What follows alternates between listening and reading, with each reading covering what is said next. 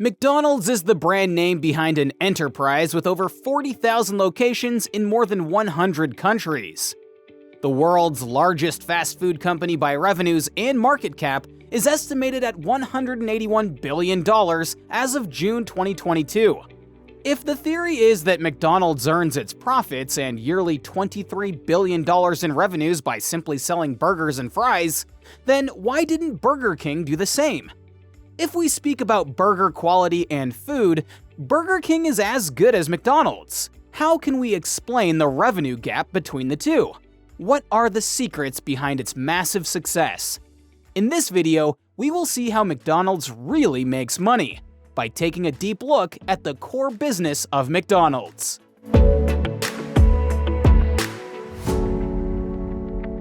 Arguably, no restaurant company will be able to beat McDonald's at its current stats. At least not Burger King. McDonald's and Burger King have a long competition history and aggressive advertising. To stay relevant in the food industry, it makes sense to stay on the offensive and develop strategies that prevent your customers from switching to your competition. That's what Burger King did by creating an app that warns its customers anytime they get near McDonald's stores and offers them hefty discounts. But it seems that the King didn't understand McDonald's properly. It's as if the King was naive in some way. People think McDonald's is a restaurant and a fast food chain, while in reality, it's not. It's a real estate company. That has been the company's central business core since Ray Kroc, McDonald's founder, was advised to invest in lands, buy them, and rent them later. That was the start of the franchising story. Ray had established the McDonald's system in 1955, and 6 years after, he won the lawsuit that gave him the rights and the name to use McDonald's as the name of its brand. Thanks to his attorney's advice, Ray saw the growth potential if he focused on real estate and franchising. It turned out to be a successful one as well. While other companies like Burger King, Subway, Wendy's, and Yum sell food, McDonald's generates more profits through rentals and franchising. In 2021, according to the company's Form 10-K, McDonald's made $13.1 billion from its franchise restaurants. That's quite impressive revenue for a company that sells burgers and fries. Technically speaking, these fees usually include initial fees, royalty fees, and rent. Because McDonald's owns the land, that gives it a certain advantage in controlling the price and makes the profits predictable and profitable. That is why the company rents most of its properties to guarantee a stable stream of revenue, not unlike the food industry when the costs are subjected to many factors. Inflation, for example. McDonald's makes a lot of money from its franchise restaurants. In fact, by the end of the final quarter of 2021, 93% of its restaurants had become franchisees. But what does the franchisee have if the company owns the property? The answer is simple. A franchisee will run the store. Well, owning a store in one of the McDonald's properties can be very complicated. There are too many documents and conditions to agree on.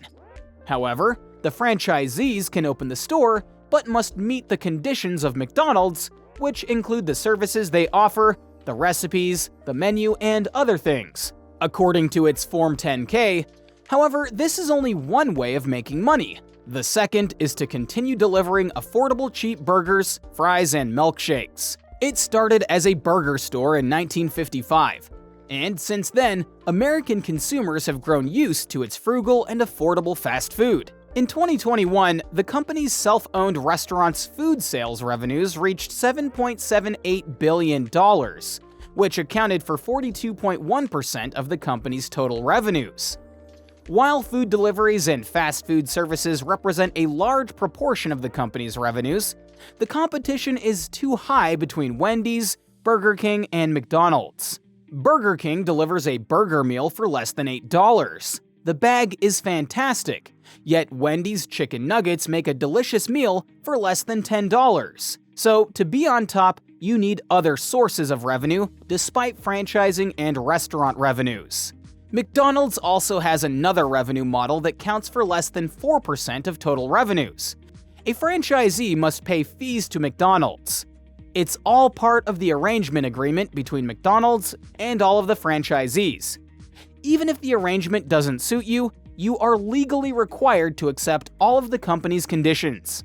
For example, last year in 2021, the revenues for franchising fees reached $350 million. To some extent, the costs are reasonable.